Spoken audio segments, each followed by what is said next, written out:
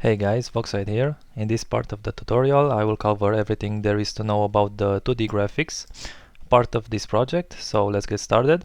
For starters, I will make a new composition. Go to composition, make new composition. I'll use 100 frames for this and full HD. Hit OK. And here is our composition. So let's start by dropping our background. If I go to my background folder, inside the render folder, here you will have your background, which you can drop into the new composition, like so. If I double click this layer now, you can see we have a colors layer here, which if you go to FX controls, you can see here you can change the colors. So if I check these boxes to use the custom colors, then we can go in our Strix color and click the color swatch here and just change the color to whatever you want. Let's say I will use blue, and for the BG color I will use green. Let's choose a more desaturated green, something like this. Hit OK. If we go back in our original comp, you can see this is how the background looks now. So let's drop our reporter now. Let me scale this just slightly. And let's say we will want to use our big headline extra comp. I will drop down and I'll go to render, and here in our render folder you can then click and drop your composition into the new comp. And if we scrub our timeline, here you can see how it fades over the composition, like so. I will just reposition this. I will drag this down below. You can hold shift while doing this so it doesn't fall off the edges of the screen. So Control Z that and drag it more below. So here you have it, and let's see how you can edit the text. If we go in our holders folder, here we have our holders for the text. So big 2 title is gonna be this big headline here. Double click and you can change this to whatever you want. Double click and let's say sports news, but works with any text. Make sure you don't delete the original text layer. This will delete the animation. So to edit any text, just double click and then edit the text like that. If we go back, you can see here here it updates, and let's see what else we can change. Big 2 extra is gonna be this part right here. So where it says breaking news, just double click and edit the text, and we have additional subtext. Same principle here. You can let's see, for this, if you scrub your timeline and your text doesn't have any animation, then it's safe to just delete your layers and you can create any new layer for the text, and it will work. So going back, here we can see our big headline, and if we double click our big headline layer, here you can see our color options, and for hue, the first color, if we go to FX and change the master hue, like so, change the values here, you can see this is how you can easily adjust the color. And we have an extra layer for the breaking news segment. So here you have it. Let's change this to something like a blue. And you can see it updates just right in the original composition. Let's see what else we can drag in this composition. So let's see our corner slate. If I go to my render and then click and drag this, you can see this is what that is. I can reposition this in the corner of the screen, for example. And if I double click, you can see it has a hue layer, which then you can easily adjust the color. Let's use that green color. And if we want to edit the text here, all we have to do is go to our holders folder, and here we have our time and also the title. So that's pretty much how all these compositions work. and you can create endless variations of any type of composition you want. For example, we can even add let's see our top headline here. So if I go to my render and then click and drag and then reposition, you can see this is how you can easily edit the composition. Then you can just double click, go to your hue, and then offset the hue here. So back in our original comp, you can see this is how it looks. So let's see what else. For the logo, you can also use a logo symbol in your corner of the comp if you want. You can also rescale all the comps as necessary. Let's use 50 scale here. So this is how that looks. Also, you can very easily change your color if you double click and then just go to hue, select any color, and for your logo, if you want to change your logo, you can just go in our holders, logo holder, and here you can drag and drop your new logo. Just make sure it has alpha transparency, so the background is transparent. Otherwise, it will show messed up in your original comp. So let's see what else we can. What else should I show you here? Something a little more unique. For example, I'll make a new composition. Hit OK. Let's see our weather graphics. If I go to my weather folder and then go to render, drag my weather effects. Here you can see this is what that gives us. So this is how it looks. And let's just drag the background again. And in order to start editing this weather comp, this is a little different because you can control each text and weather for each day of the week individually. So for example, if I go, let's start with the change color and what that does. If I go in my change color folder and double click edit color composition, you can see this just gives us a slate, and if I go to my hue layer, then I can readjust the coloring, and in my original composition, all the slates will update. So back in our project window, let's see in our days folder. Here you have all the days of the week. So let's start with let's say you want to edit the Monday weather. You can double click this and then delete the sunny layer, and then if you go to your weather icons, you can choose whatever other weather you want. So we have a storm, for example. So this is storm with the lightning, and if I go in my original composition, you will see that the Monday weather updates to the storm one. And to edit the text, the degrees, the text, you just go to your text folder, sorry, and then if you go to your mond temp, so Monday temperature, double click. Here you can change your values. Double click, change to whatever you want, 26, and then in our original comp you can see it updates, and you can do the same for all the other slates, for all the other days of the week, like that. Let's see something else. Let's make a new composition, and this time I'll show you, let's see, the screens. All the screens work the same basically, so I'll just use the 3 screens. For example, if I go in my 3 screens and then render, drag and drop the 3 screens, this is what it gives us, and I'll just drop a background, and you can easily edit the text and media. So let's see, I want to edit the one in the middle.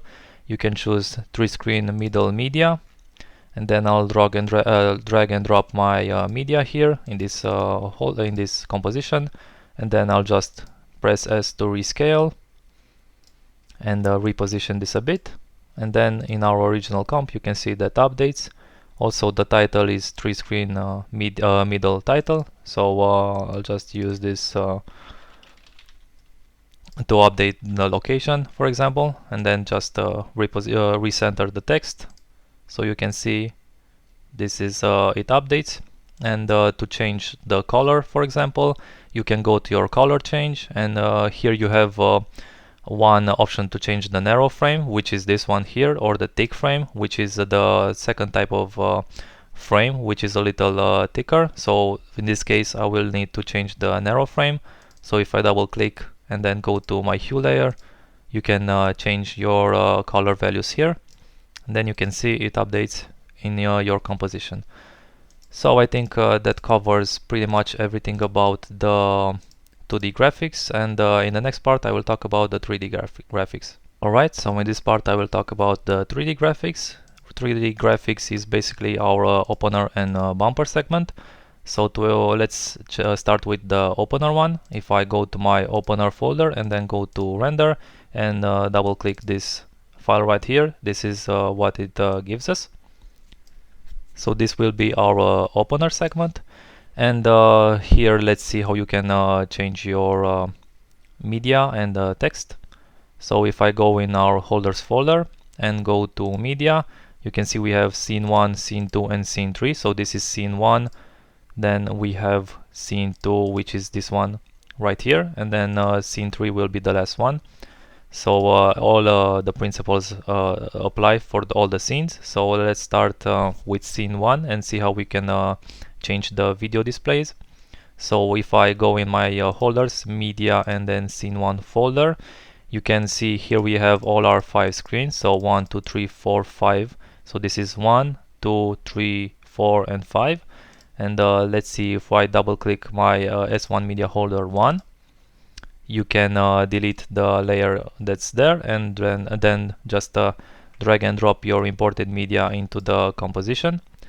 And I will just slightly rescale this, and you can see then in your opener this is how it updates, this is how it looks. And let's do the media holder 2, and then just click and delete the placeholder, and then drop your media, rescale this, and then you can see it updating here. And that's all you have to do for the media.